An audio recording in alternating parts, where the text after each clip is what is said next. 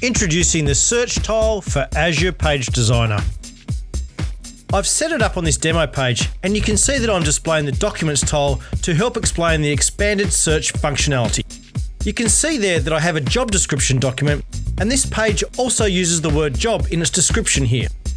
So when I go up to the search box and type in job, you can see it's returning 2 results.